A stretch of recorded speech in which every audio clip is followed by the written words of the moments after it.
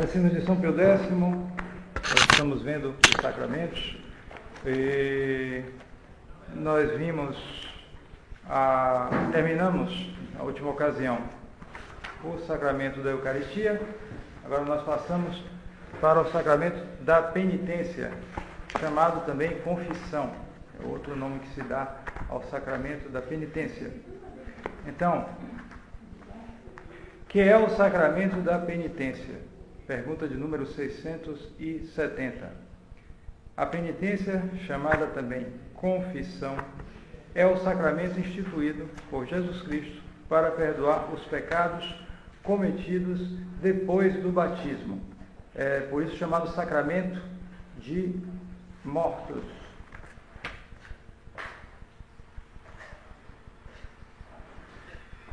É a definição real dela. Quer dizer, o que é a penitência? O sacramento é isso. Perdoa os pecados cometidos depois do batismo. O batismo, por exemplo, perdoa também pecados. É como a confissão nesse sentido. Também tem a eficácia de perdoar pecados. Porém, perdoa pecados que justamente a pessoa entra na vida espiritual. Ela recebe a vida da graça. Então ela não pode ainda, antes de receber essa vida da graça, receber nenhum sacramento. Então, primeiro a porta é o sacramento do batismo. Já o sacramento da penitência não, ele já entrou, ele já recebeu o primeiro sacramento. Ele perdeu essa vida da graça por causa de um pecado mortal, no caso de uma confissão em que há pecados mortais. Então, a confissão perdoa esses pecados, sejam pecados mortais, sejam pecados veniais. Assim.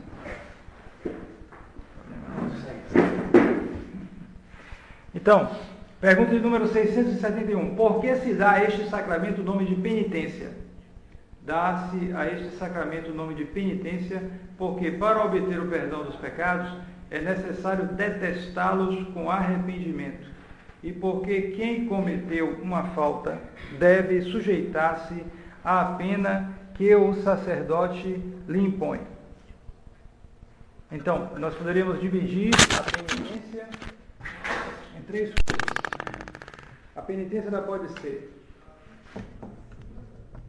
daí para evitar confusão, se a gente toma um sentido, toma outro, a penitência pode ser a própria contrição, a penitência pode ser a confissão, e ela pode ser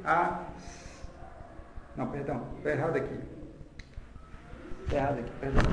É uma dupla divisão, eu confundi. A penitência pode ser a detestação do pecado, ou pode ser também a pena imposta. Certo? Então, se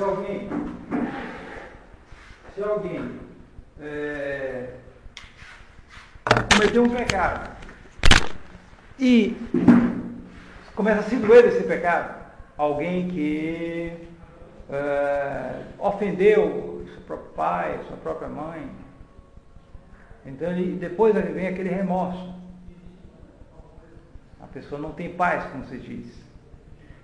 E se diz que pessoas que cometem, por piores que sejam, mesmo com toda a aparência de que não sentem as coisas, muitas vezes a consciência lá morde. Contaram uma vez, um dos padres, amigos nossos, ele recebeu uma pessoa que chegou para ele e disse: olha, eu matei uma pessoa, tal. Chegou para ele e disse, não foi confissão nada, disse para ele assim, disse e foi embora, sumiu, nunca mais viu. Um assassino, né? Quer dizer, o que ele estava fazendo ali? Ele estava só querendo aliviar um pouco aquele remorso que ele tinha. Ele não se confessou, ele era bandido e deve ter continuado bandido. Mas ele queria falar, para soltar aquilo que devia estar lá dentro. Lá dentro. Então ele contou e foi embora, sumindo, nunca mais viu. Deus sabe onde está hoje. Não tem tanto tempo assim não. Quer dizer, um assassino. Então, está ali, a consciência está. Muitas vezes leva até a pessoa a se afundar mais ainda no pecado. É terrível. Só vai mais ainda. Então, é a dor, o sentimento, chamada penitência. Mas também a penitência é a pena. Como é que se chama a prisão? Penitenciária. Lugar onde se faz penitência, ou ao menos onde se deveria fazer penitência. A origem certamente é eclesiástica, né? Penitenciária. Você vai fazer penitência. O órgão não sei se é um dicastério, acho que é. O dicastério que cuida dessas coisas é penitenciária. Isso, quer dizer, para penitência também, origem parecida. Quer dizer, a pena é também chamada penitência. Então, tem esses dois sentidos. O sentido de sentimento, a detestação do pecado, detestação, que pode ser eficaz ou ineficaz, veremos. E também a pena que é infligida por causa deste pecado. Porque este sacramento se chama também confissão. Então, se chama também o sacramento de confissão. Chama-se este sacramento também confissão porque, para alcançar o perdão dos pecados, não basta detestá-los, é necessário acusar-se ao sacerdote, isto é, confessá-los. Normalmente é assim. Há exceções, nós veremos. Mas normalmente a pessoa deve confessar o pecado. Confessar o pecado de maneira que o sacerdote entenda. Normalmente ele não precisa perguntar ao sacerdote se ele entendeu, basta que ele confesse. Cabe ao sacerdote perguntar se houver necessidade. De modo geral, ele deve aprender mais ou menos as coisas e dizer com simplicidade. Nem um tanto disfarçando a coisa, nem também carregando as cores. Basta dizer do que se trata. Quando é que nosso Senhor Jesus Cristo instituiu o sacramento da penitência? Pergunta de número 673. Jesus instituiu o sacramento da penitência no dia da sua ressurreição. Quando? Depois de entrar no cenáculo. Quando ele deu solenemente aos apóstolos o poder de perdoar os pecados. É, portanto, a instituição divina. E é um poder que é transmitido. Porque esse é um poder que só pertence a Deus.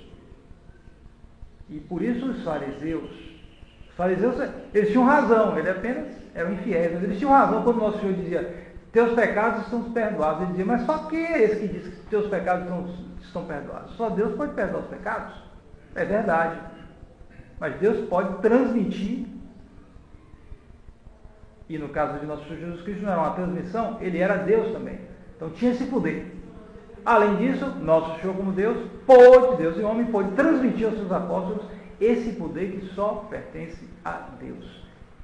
E como nosso Senhor subiu aos céus, evidentemente, esse poder está dependendo essencialmente da transmissão. Se alguém não recebeu, não tem. Para ele provar que ele tem que provar que ele recebeu. Ele tem que mostrar o atestado dele de ter recebido esse poder de outro. Daí porque o sacerdote, ele recebe o poder de perdoar pecados na ordenação sacerdotal. Aí ele perdoa em nome dele ou ele perdoa mesmo? Sim, ele perdoa, mas ele age em persona Christi. É como para a consagração, como vimos. Certo? Porque ele diz, ego te absolvo. Ego. Assim como o padre diz, ego, eu, em latim. Ele diz, eu te absolvo. Ele não diz, é como ele diz, isto é o meu corpo, na missa.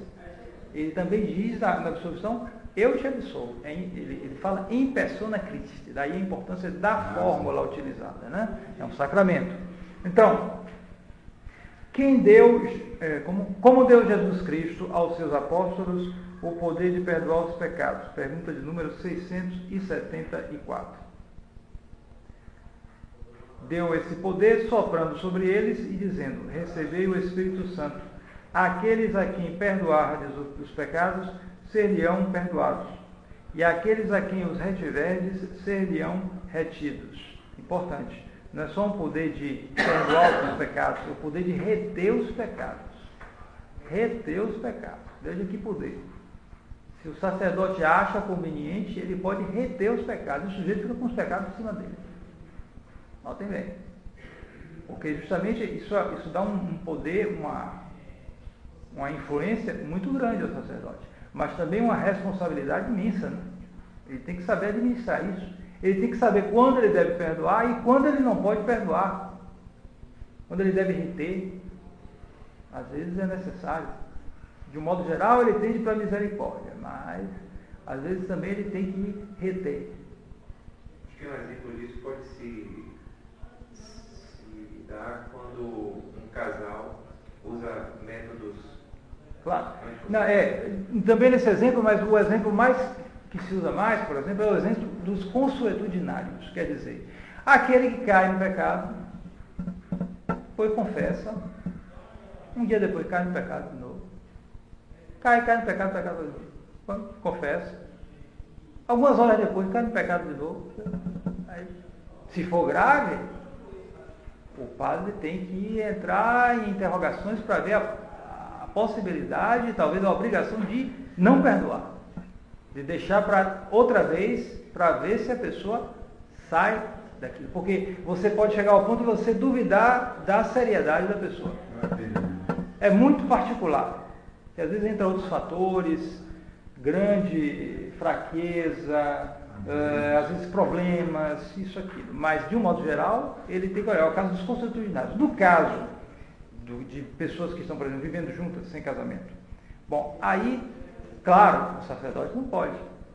Não pode, mas justamente ele não pode porque há uma circunstância exterior, pública, mas clara. Quer dizer, aquelas pessoas vivendo juntos, claro. Como a pessoa vai confessar e depois ele vai voltar para aquele mesmo convívio. Evidentemente, ele está numa ocasião gravíssima, ele vai cair em pecado e ele está dando o exemplo público de que está pecando. Para todos os outros, mesmo que ele volte e vivendo com aquela pessoa e mantenha a castidade, os dois vivendo separados, mas o que é que os outros estão considerando? Que eles estão vivendo sem casamento. Claro. Então, é algo até público, ele não pode, até por isso. É muito delicado. Não é só questão de... eles podem prometer e realmente até cumprir. Não, eles vão viver separados. Não, mas todo mundo está vendo. É público. Isso também entra. E como ele faz? Ele tem que separar publicamente. Assim como o mal foi público, a reparação tem que ser pública. Tem que haver a proporção.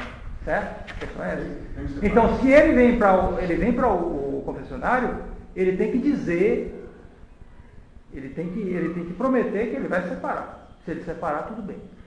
Se ele não separar, nada feito. Mesmo passaporte de castidade, os dois, não tem caso por aí. Sim, mas eles estão vivendo juntos por quê? Porque eles estão vivendo, eles estão ali, veja bem, eles estão vivendo juntos ali, mas todo mundo considera que eles estão vivendo juntos, que eles não estão numa situação irregular, etc, etc. Então, nesse caso aí, o escândalo é público. Dá para todo mundo pensar que ele recebeu a absolvição, depois ele vai comungar e está vivendo junto ali publicamente. É preciso regular isso. A questão é essa. Agora quando tem filho, né? Quando tem filho, complica. Aí eles têm que... Então o que é que o padre tem que fazer? Ele tem que postergar a absolvição até que ele resolva essa situação. Tem que ver aí. Dá um tempo para resolver a situação, etc, etc, etc. É importante cortar o mal pela raiz. Se não cortar, não adianta. Cresce, como esse caso dos filhos. Cresceu aí.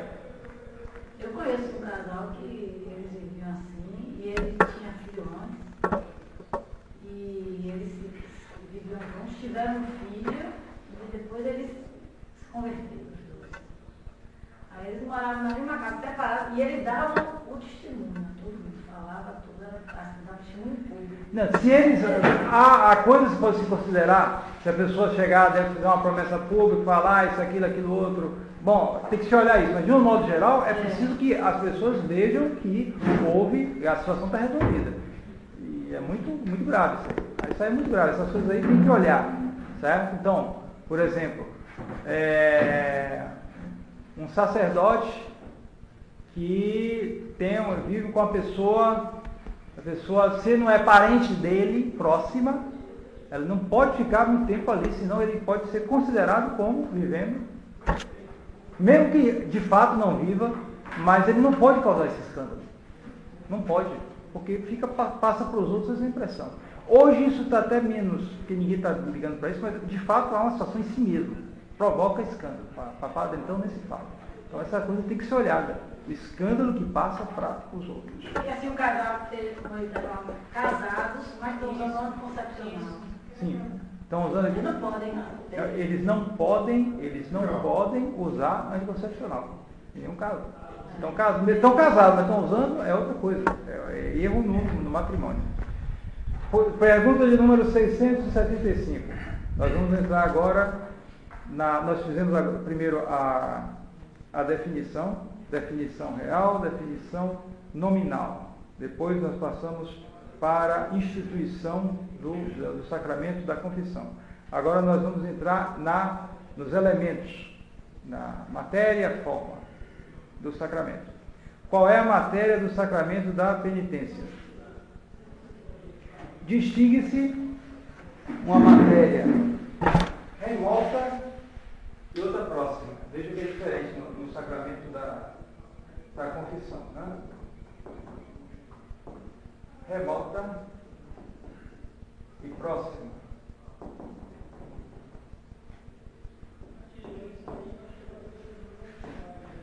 Qual é a remota? Pecados cometidos pelo penitente depois do batismo.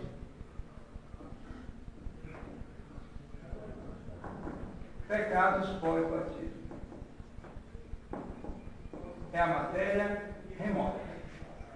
A matéria próxima, atos do penitente.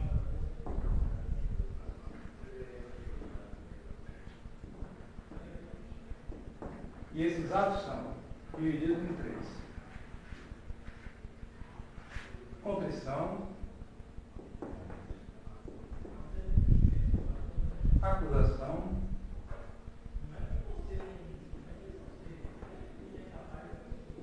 e satisfação.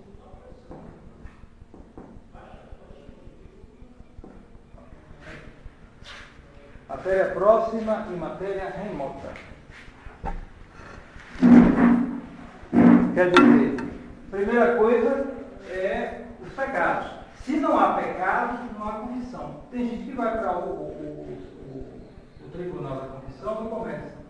Não tem pecado não, sei o quê,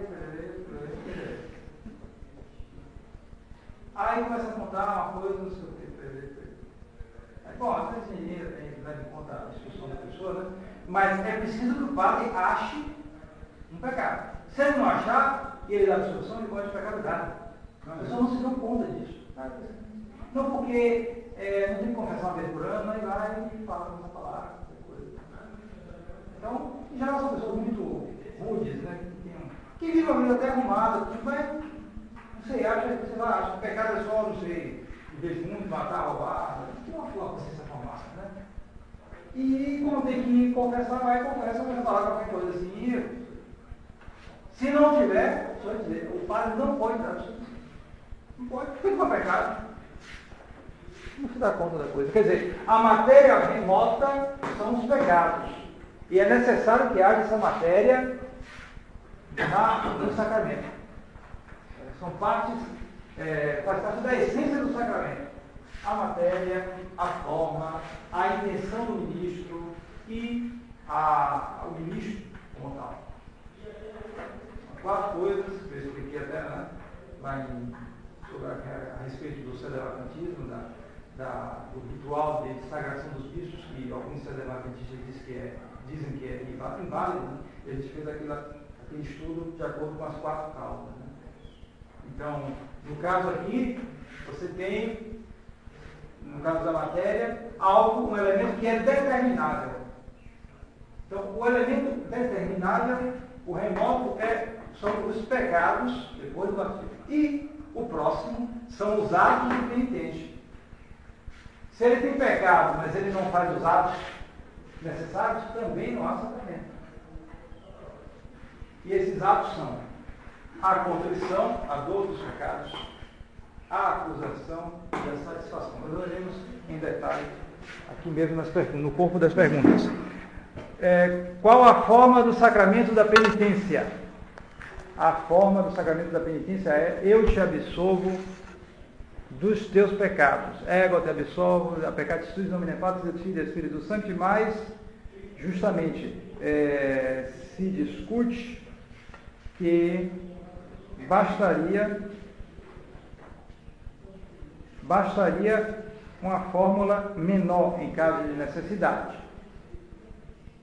Se alguém diz, te absolve a peccatis tuis, o padre diz, em princípio é certamente válida essa forma, embora não se deva usar isso normalmente. Deve absolver em nome do Pai, do Filho e do Espírito Santo. Como também, em caso de necessidade, alguém pode fazer uma absolvição, usar uma fórmula, ego volta absolve a peccatis tuis, no caso de necessidade. Você está no avião, o avião está caindo, pede absolvição, você faz uma absolvição geral para quem estiver disposto, é caso de necessidade. É válido, mas se você faz isso aqui, é ilícito. Possivelmente inválido, porque também não há condição para isso. Mas, num caso de necessidade, pode ser utilizado. Só num caso de necessidade. Quem é o ministro do sacramento da penitência? A causa eficiente. Né?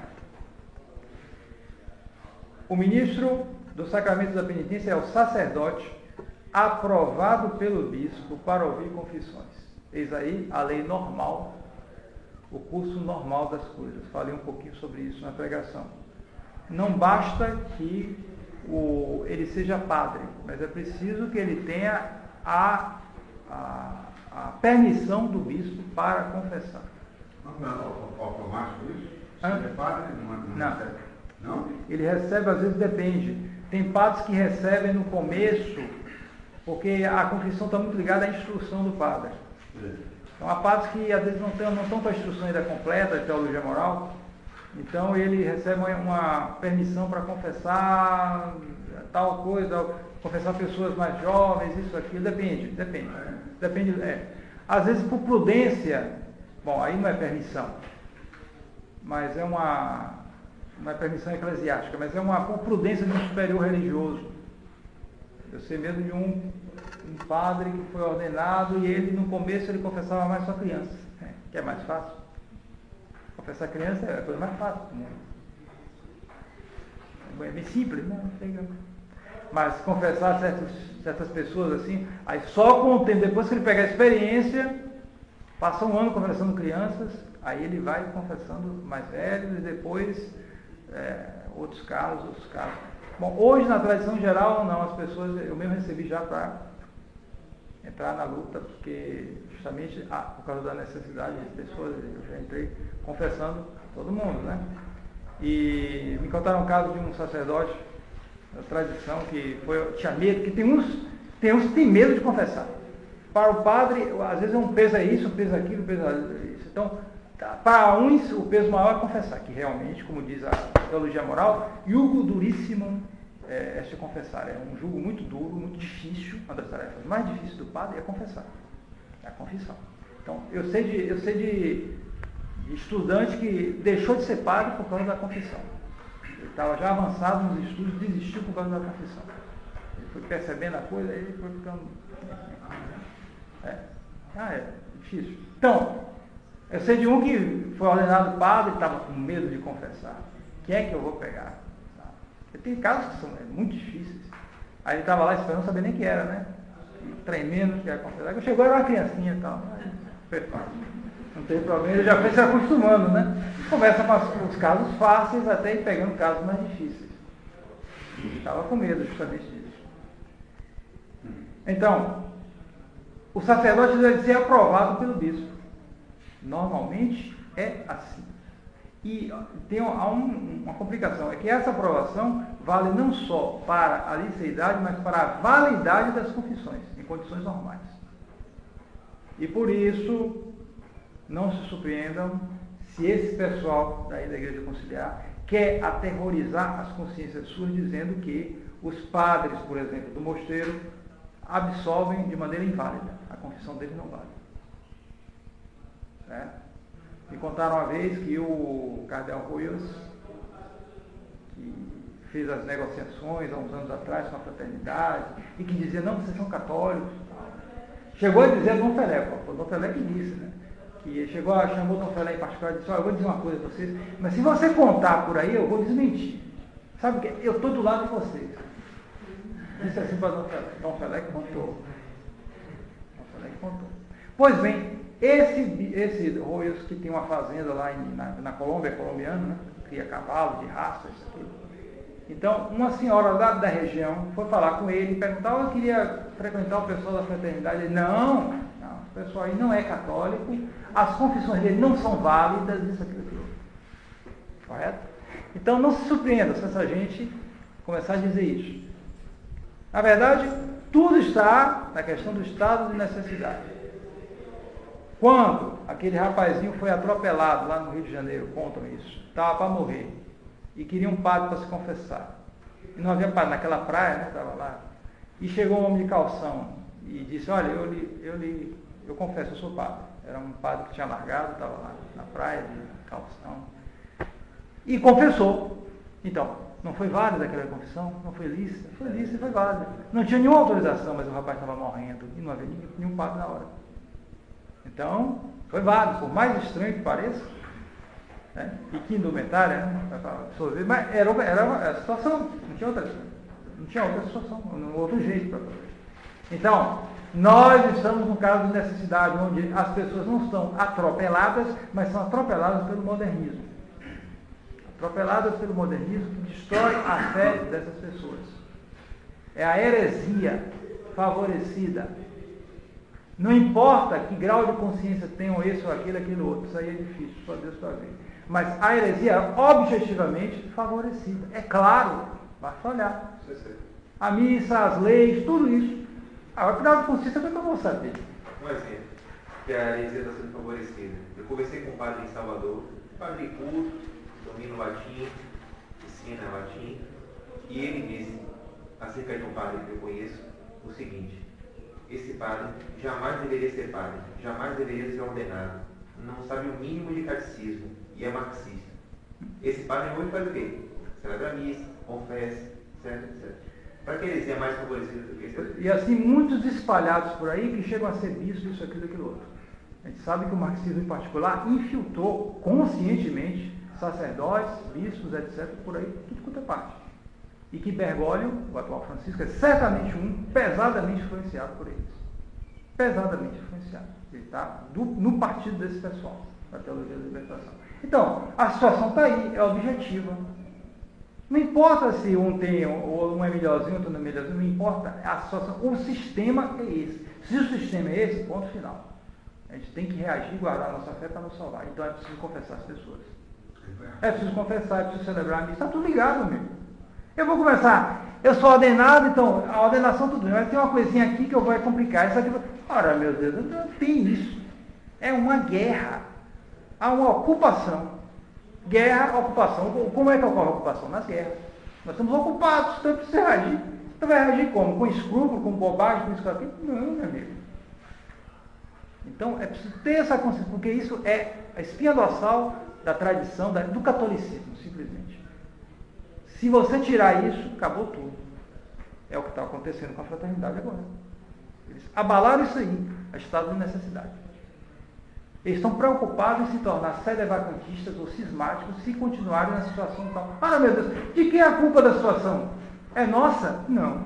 Só indiretamente pelos nossos pecados. A culpa é desses sem vergonhas que ocuparam a igreja, esses bandidos, porque os modernistas agem como bandidos. Eles ocuparam, não é o fato, enquanto eles ocuparam, ponto final, a gente age desse jeito. Tem bem claro isso. Sem escrúpulo nenhum, sem falso escrúpulo, sem bobagem, nada disso. Então, é o caso da confissão. Nossas confissões são lícitas, nossas confissões são válidas. Lá do outro lado é que você pode duvidar. Porque eles receberam as autorizações, é verdade. Mas eles exercem essas autorizações de maneira indébita, falsa. O fundamento principal, que é a fé, muitos deles não têm, ou têm defeituosamente. No mínimo, julgam errado as coisas. Julgando errado, vão conduzir para o abismo essa gente. Quanta gente por aí acha que tais coisas que aqui a gente considera como pecado, não é pecado. Então, como é que vai decidir? É o que o padre Joaquim diz, ou o padre Jair, ou outro padre tal? Não. Pega a teologia moral, meu caro. Pega os livros antigos e olha, está aqui. Eu não estou inventando nada, estou só É isso. Então, a pessoa vai pelo mais fácil, porque o padre diz que não é pecado, e continua, começa a viver assim. Viver assim, viver assim. Vai para o céu assim? Bom, se vai para o céu, eu vou fazer a mesma coisa. Um outro exemplo meu. Um amigo foi se confessar com um padre modernista, num mosteiro bem tradicional, que data do século VI.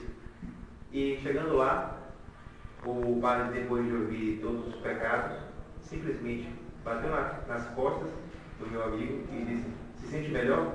Pode ir. Ou seja, inválido, não foi absolvido. Confissão inválida. Ilícita, é claro, inválida. Como eu expliquei daquela vez, tudo que é inválido é ilícito. Nem tudo que é ilícito é inválido. Mas aí você pode ter certeza, inválido. Ele não deu fórmula nenhuma. Onde é que você já assinou? O senhor foi essa fórmula? Bater nas costas, pode ir embora, tranquilo. É a forma do sacramento da confissão, né? Está aqui, né? No catecismo. Diga-se de passagem, foi um padre idoso. Sim. É porque esse pessoal aí já envelheceu na iniquidade. Agora, em 2016, o Concílio Vaticano está fazendo 50 anos. Aquela gente jovem naquela época, eles falam, estão tudo velho, acabado aí, com 80 anos já, tudo. Eles são agora, mas muitos deles estão na mesma maneira. Envelheceram, fixaram naquilo. Tem aquela impressão da velhice, que dá a impressão de juízo, mas coitado, estão daquele jeito. Eis a situação. A situação é essa. É um descalabro, então a gente tem que saber reagir. Saber reagir. O senhor falou aí sobre a proposta do Papa para a fraternidade, eles se confessarem validamente e licitamente. Sim. Eu não entendi direito. Validamente e licitamente. Vamos ver isso depois, porque a gente já viu lá a gente discutiu isso aí, né? Então, continuemos aqui. Por que o sacerdote deve ser aprovado pelo bispo? O sacerdote deve ser aprovado pelo bispo para ouvir confissões, porque para administrar validamente este sacramento, para validade, não basta o poder de ordem, mas é necessário também o poder de jurisdição, isto é, a faculdade de julgar, que deve ser dada pelo bispo, porque justamente o padre que confessa, ele julga, é preciso entender isso. Daí porque o penitente deve dizer as coisas com suficiente clareza. Claro que cabe ao padre perguntar, mas da parte do penitente, ele tem que chegar e dizer as coisas com simplicidade, para não começar a dizer uma coisa, usar um termo assim, isso, aquilo, que o padre entenda errado. Às vezes há pessoas que dizem isso, querem, por exemplo, tá com a amante, por exemplo. Aí quer disfarçar um pouquinho, às vezes até semi-consciente, vai chegar, não, é que eu estou com uma amiga, não sei, bom, o padre pode entender uma amiga, bom, amiga, bom. Mas se você falar amiga, se ele é um professor mais inexperiente, ele pode ser enganado, pensar que é uma amiga. Eu tive problema com uma amiga minha, não sei o que, aí você tem que pensar, e é um amante. Namorada agora? Namorada. No tempo que eu era mocinho, namorada era o que estavam se encontrando, isso aqui, não tinha nada disso, amigo. Coisa de morar junto, isso aqui, nada disso. Aí já era outra coisa, era amaziado. Outra coisa, né? Não tinha nada a ver. Fulano está namorando, era simplesmente ele estava querendo talvez se casar com fulano, mas não tinha nada a ver. Hoje ofende a palavra. Hoje não. Amaziado, só ofende a Pois é, mas é esse o termo Está certo. xingando. Esse é o termo certo. Se fala namorado, hoje não, já está vivendo com a pessoa, não tem nada a ver. Antigamente não era assim não. E não tem tanto tempo não isso. As novelas apodreceram, né? Rápido. E já estão com outras coisas aí. Não, e é a mulher mesmo. É. A amante agora é a mulher, a verdadeira Justamente. mulher. A outra já foi, agora é Continuemos. a amante se torna a mulher. Porque o sacerdote, bom, aprovação. Então o bispo é que dá esse poder de jurisdição para o sacerdote julgar. Se ele não recebe, ele então não pode confessar validamente, não só licitamente, mas validamente. Agora, tudo isso, como já expliquei, na normalidade da igreja. Se não há essa normalidade, as coisas se tornam diferentes. Quantas são as partes do sacramento da penitência? As partes são a contrição, a confissão e a satisfação da parte do pecador. a absolvição da parte do sacerdote. Então, na verdade, ele está retomando o tema que eu expliquei aqui, da matéria e da forma, já que a fórmula justamente é a absolvição, a fórmula de absolvição, e os atos do penitente são a contrição, a absolvição e a satisfação. E agora ele vai explicar em particular o que é a contrição ou a dor dos pecados. A contrição ou dor dos pecados é um desgosto da alma pelo qual se detestam os pecados cometidos e se propõe não os tornar a cometer no futuro. Importante isso. A contrição está unida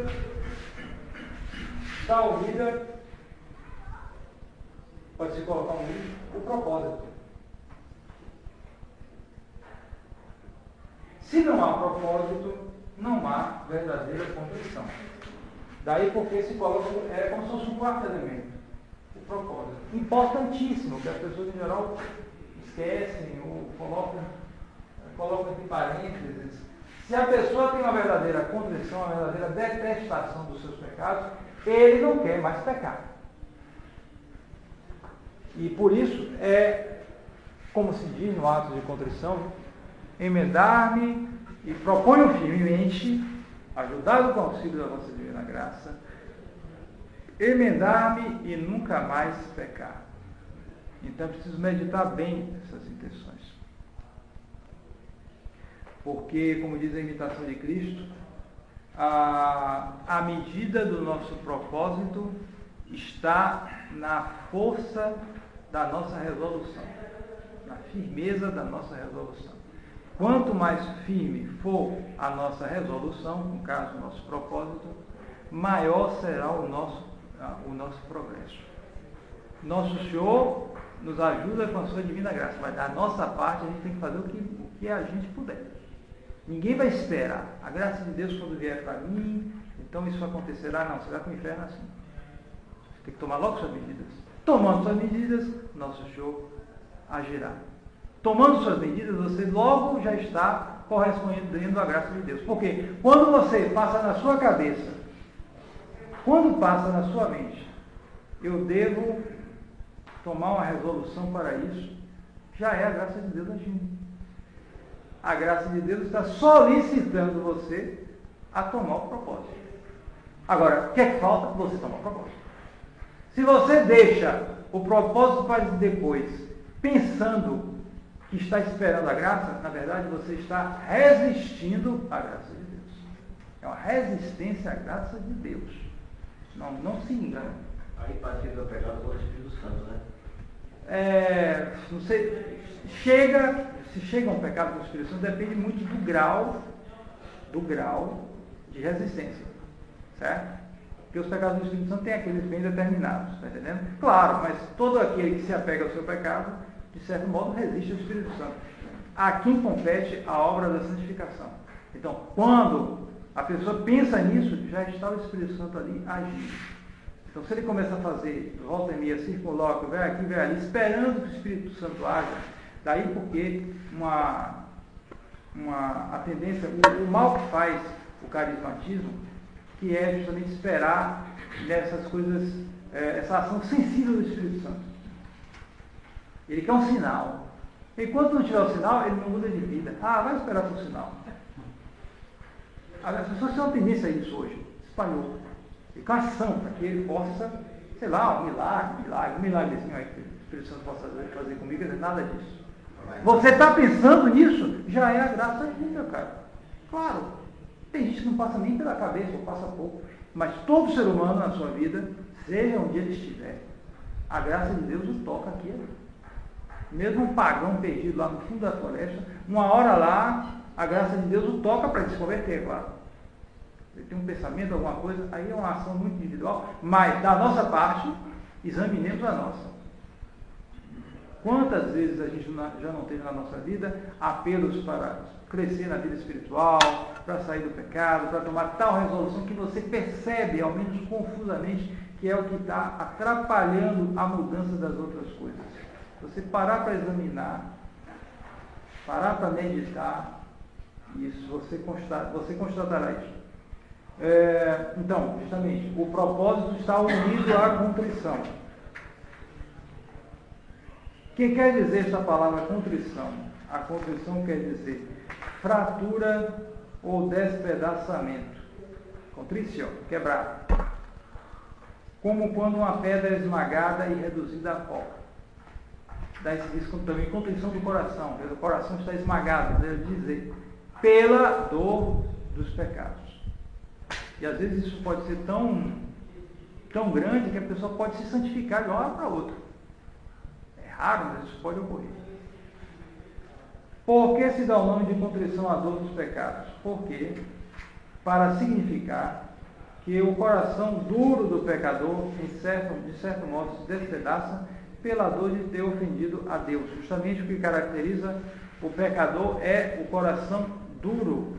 Mas quando eu digo coração duro, não é o coração, não é a seriedade, o jeito fechado, assim. Não, necessariamente não é isso. Mas ele é duro para a graça de Deus. Ele é duro para aderir à vida da graça, aos mandamentos de Deus. Ele tem um coração molíssimo, de água para os pecados. Aí ele se amolece logo. Então, mole. Mas para as coisas de Deus não entra nada. É impressionante. E age com a cabeça, a pessoa fica fechada, ele não entende, ele não sei lá o que é, ele não move, ele não se move a deixar a vida de pecado e agir, se aproximar da vida, da graça, das coisas de Deus. Ele não se mexe. Às vezes fica numa apatia. Em geral, o que nós mais nos pecadores é isso, não é nem tanto dureza, fechamento. Em alguns casos sim, mas não. Em geral é apatia. Espécie de abulia. Abulia, o sujeito tem a vontade fraquíssima. Nós estamos numa civilização de maconheiros, não perdoe o termo, mas é isso. Porque a maconha é isso, você fica fumando aqui, fica todo bestalhado. Aquele negócio ali. É isso, a gente vê o pessoal assim, besta. Não é nem gente assim ruim, agressivo, que ataca a religião assim, em geral, não é assim, mas é aquela. Você fala, você oferece a coisa, instrui isso assim, e não muda. Mas é agressivo mesmo, porque o pecado em certos casos, sim, mas em muitos casos, me parece, na maioria, é uma apatia, a pessoa não se mexe e fica naquilo, não sai da vida de pecado. Não sai. Então, isso é um coração duro, E a contrição é que faz a pessoa se dar conta. A primeira coisa é essa, a pessoa se dá conta que ele é pecador, que ele fez mal. Quando ele sente aquilo, quando ele começa Porque também tem outra coisa, às vezes a pessoa só faz a primeira parte, ela sente uma dor e começa aquele exagero sensível daquela coisa, tudo bem, vamos ver. Mas o que é que vai dar o selo da mudança? É o propósito. Contrição sem propósito não é verdadeira contrição. A primeira coisa é essa. É o propósito que vai dar o selo da autenticidade. Certo? É que vai dar o selo da autenticidade. É como um produto que tem aparência de verdadeiro, mas não é verdadeiro. Você tem que receber o selo da autenticidade para mostrar que aquilo é verdadeiro mel, verdadeiro leite, seja lá o que for. É autêntico. Exatamente, é isso. No caso da contrição, é o propósito. Quando a pessoa toma um propósito e procura mudar de vida mesmo. Vai mudar de vida? Vou. Tá bom, vamos esperar. Mudou mesmo? Bom, não é necessário que a pessoa mude de uma hora para outra. Claro que a pessoa pode, infelizmente, cair lá, mas ela quer mudar. Quando ela quer mesmo, as coisas vão sendo resolvidas com o tempo. Porque a graça de Deus vai agindo, ela vai correspondendo, ela vai se levantando. Em que consiste a confissão dos pecados? A confissão consiste na acusação distinta dos nossos pecados ao confessor, para dele recebermos a absolvição e a penitência. A acusação distinta dos pecados. O que quer dizer isso? Quer dizer que você não pode chegar e dizer, Padre, eu sou pecador. Pronto. Acabou? Não. Você tem que discriminar os pecados, sobretudo no caso dos pecados graves. Você tem que discriminar contra que mandamento você caiu. Eu caí contra tal mandamento, primeiro, segundo, terceiro, etc. E você tem que discriminar tudo isso no caso dos pecados graves. Quantas vezes você caiu? Alguém que diz, eu pequei contra a castidade. Sim, mas uma coisa é a pessoa pecar contra a castidade uma vez, outra coisa é a pessoa viver junto durante 20, 30 anos. Quantos pecados foram? Milhares. Então, ela tem que dizer, pelo menos de um modo geral, ela não vai lembrar tudo, mas ela tem que dizer, durante 10 anos vivi maritalmente, sem casamento, etc. É o bastante para que o padre possa entender. Eu peguei contra a castidade, olha meu Deus. E quantas maneiras tem de pecar contra a castidade? Dentro do matrimônio, adultério, etc, etc, etc. Tem que discriminar. Discriminar, dizer o número de vezes, pelo menos aproximado, e dizer algumas circunstâncias para que o padre possa entender melhor a coisa. Porque há circunstâncias que mudam a natureza do pecado, acrescentam uma malícia. Acrescentam uma malícia. Alguém que caiu em pecado, outra pessoa, ele discrimina isso, aquilo, aquilo outro, uma vez, etc, certo.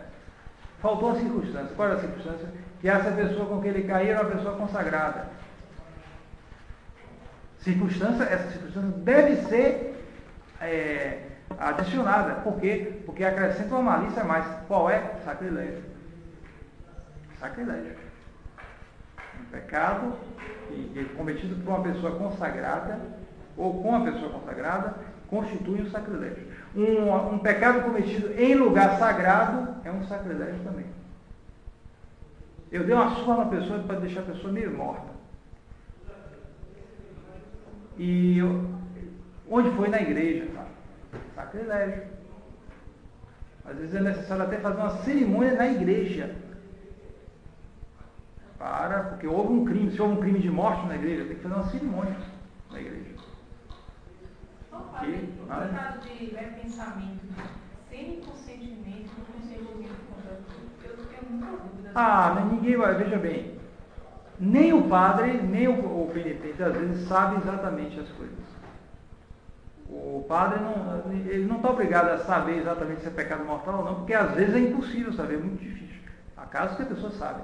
É sobretudo nos casos de pensamento. Nos casos de ato... Ele já é pecado? Já é pecado, mas não é grave. Certo? Pecado mas não é grave. Só há pecado grave quando há consentimento completo. Agora, justamente o difícil é saber exatamente nos casos de pensamento. No caso de ato, aí é fácil.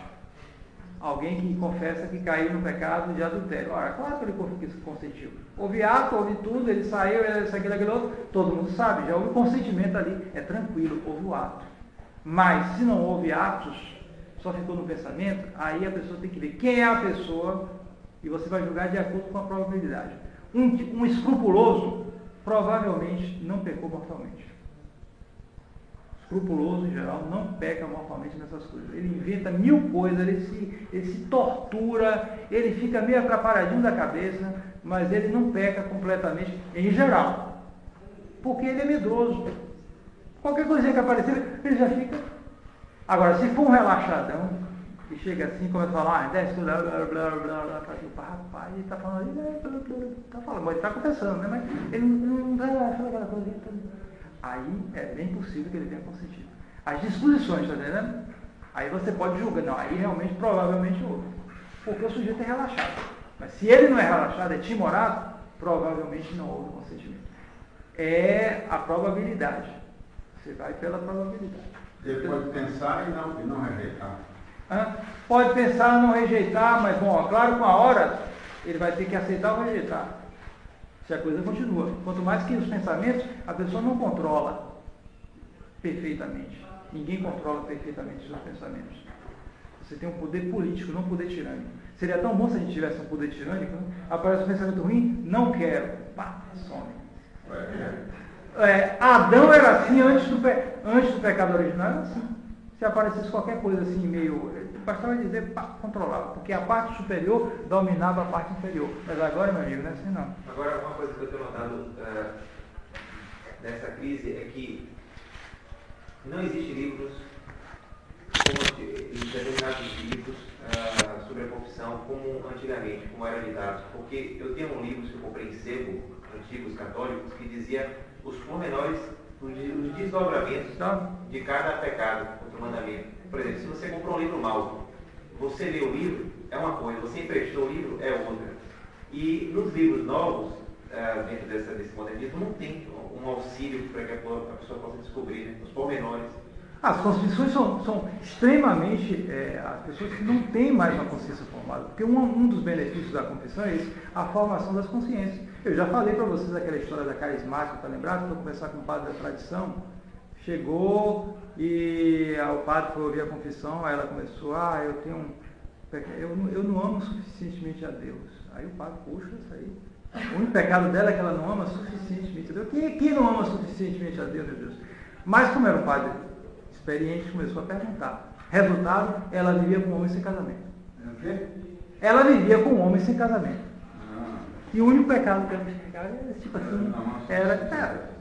Então você vê, isso está espalhado, porque se começa no clero, não tem um clero para formar. É claro, o pessoal vai entrar num descaminho daquele. Descaminhos que não. Falsa consciência é uma coisa terrível. A pessoa pode achar que está fazendo bem e fazendo mal. Já só mais um exemplo. Uma pessoa que casou, teve filhos, aí o marido bebia muito, não suportou, separou. Aí com 3 filhos, aí se juntou com o outro, o marido está vivo, e teve mais 2 filhos com esse outro. Aí o primeiro morre, continua com o outro. Essa situação, se ela quiser, não chegou a casar, se ela quisesse casar, ela não está ganhando. O rapaz que está vivendo com ela é casado? Hein? Ela já morreu os 2. Pois é, mas em si mesmo. Não, ele. Em si mesmo pode, porque os dois estão. Se os dois estiverem livres, não tem problema, pode casar. Viúva, né? Claro. Não, mas ela começou a morar com o segundo, enquanto o primeiro se o outro morreu, ela pode casar. Claro que ela tem que confessar. O adultério, tem que fazer a limpeza da casa. Mas desimpedida não está. Pode. Então,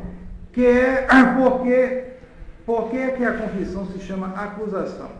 Chama-se a confissão acusação porque não deve ser uma narração indiferente, mas sim uma verdadeira e dolorosa manifestação dos próprios pecados. Você não vai chegar e vai contar a sua história. É verdade que às vezes um padre tem que tolerar, porque há pessoas que são prolixas por natureza. Então ela só vai confessar aquele pecado depois que ela fizer toda a novela em torno daquilo ali.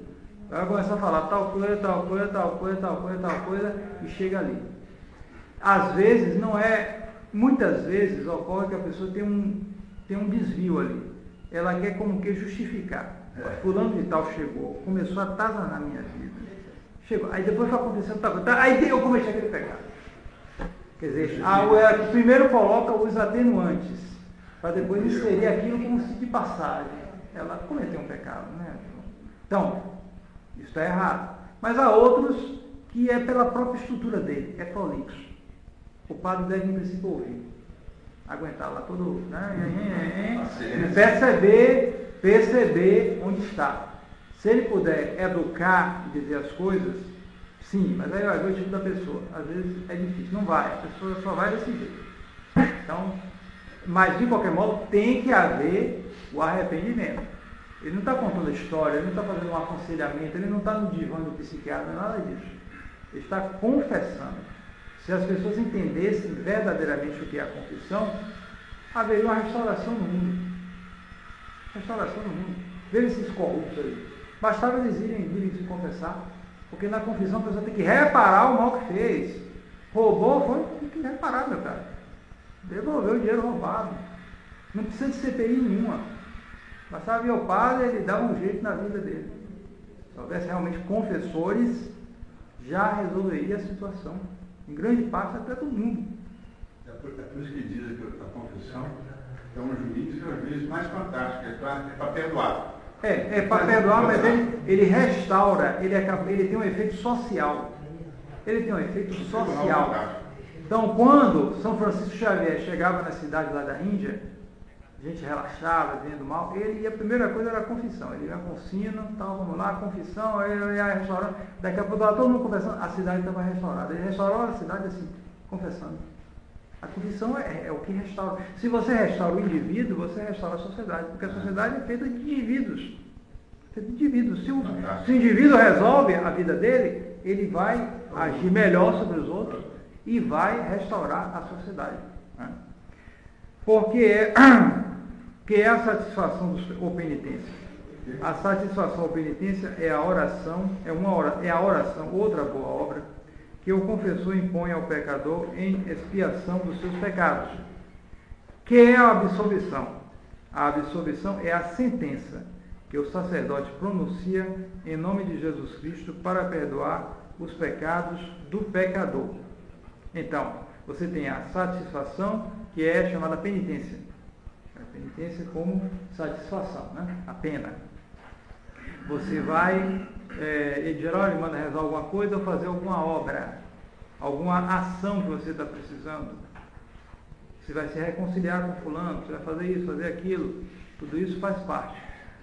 Dentro dessa penitência está as possíveis e às vezes necessárias reparações, sobretudo quando se trata de obras contra o 7º mandamento, mas também contra os pecados, também no caso de pecados de escândalo.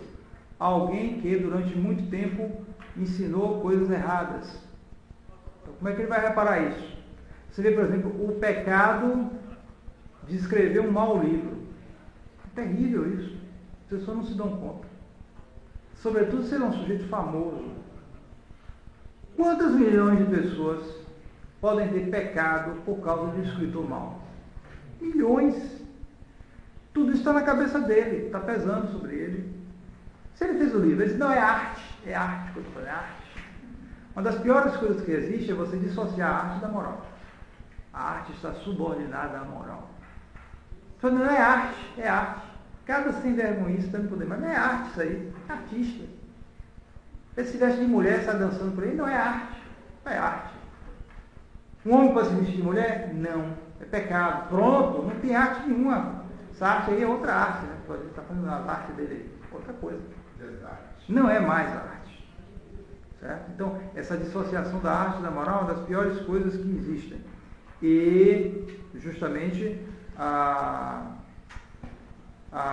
lhe é imposto, no caso de escândalo, de ter uma vida que repare esse escândalo. Às vezes a coisa é tão... Antigamente as pessoas davam muita importância a isso. Já ouviram falar de uma atriz chamada Eva Lavalière? Ela foi muito famosa. Ela só se tornou menos famosa hoje. No entanto, todo mundo deve conhecer, certamente, Sarah Bernhardt, uma francesa que foi uma atriz do início do século. Ela era tão famosa que ela veio ao Brasil uma vez aqui. E na época, ninguém frequentava praia. Praia era uma coisa só para quem estava se tratando de doença. Ninguém ia para a praia naquele tempo, até por causa das vestes, tudo, início do século XX. Ela, que era uma mundana, né, da França, né, que era muito mais mundana que o Brasil naquele tempo, ela pegou e vestiu um maiô, né? Era lá de maiô, uma coisa assim, naquela época, né, e foi tomar banho de sol na praia do Rio de Janeiro. Só quando Sarah Bernhardt, todo mundo começou a utilizar a praia. Viu que é um mau exemplo? Atriz famosa, não sei o que, estrangeira e tal. Todo mundo começou, ela está fazendo isso. É como hoje, pega essas sem vergonhas aí, bota nas revistas, fazem tudo aqui, todo mundo vai atrás. Todo mundo vai atrás, não sei lá o quê. E é uma multidão, sabe? Pois é. Eles conseguem Então, a partir daí, as praias começaram a se encher. Antes o pessoal não ia para a praia, não, por causa dessa Sarah Bernhardt. Então, havia duas grandes famosas naquela época, Sarah Bernhardt e Eva Lavalière, que era também uma atriz muito bonita, famosa. Essa Eva Lavalière se converteu. De verdade, acredito. Se converteu e se tornou uma santa, uma pessoa de Deus mesmo. Então ela quis ser carmelita. Conversão mesmo, meu cara. Se converteu e quis se tornar carmelita. Mas as carmelitas não aceitaram. Por causa do escândalo.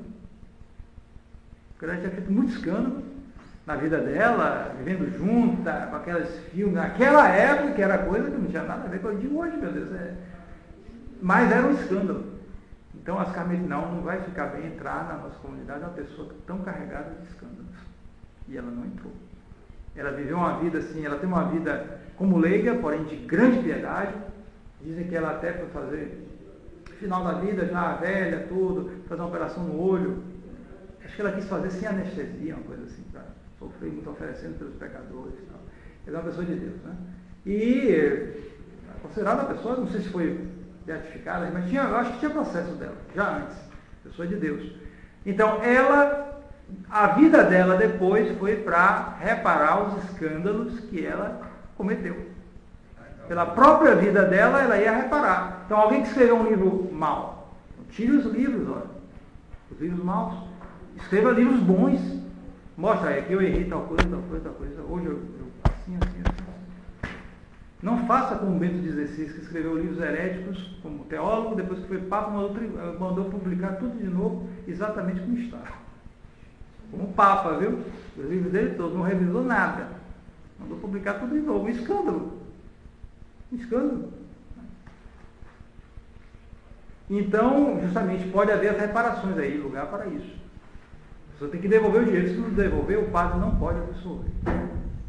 Se ele absolver, o padre se torna culpado de roubo. Você vê que se o padre for sério mesmo, ele nunca vai fazer. Mesmo que ele seja egoísta, ele não vai facilitar. Porque ele está preocupado com ele mesmo também, né? Senão eu vou levar na cabeça também, meu cara. Até por isso ele também tem que ser responsável. Que das partes do sacramento da penitência, qual é a mais necessária? Todas essas partes foram descritas. Qual é a mais necessária? A mais necessária é a contrição, porque sem ela nunca se pode obter o perdão dos pecados. E com ela só, quando é perfeita, pode-se obter o perdão, contanto que esteja unida com o desejo, ao menos implícito, de confessar. Então nós veremos na próxima aula, nós veremos então os efeitos, a necessidade e as disposições para bem confessar, e aí nós falaremos mais em detalhe da contrição, até que ponto ela perdoa, se ela é perfeita, se é atrição, etc.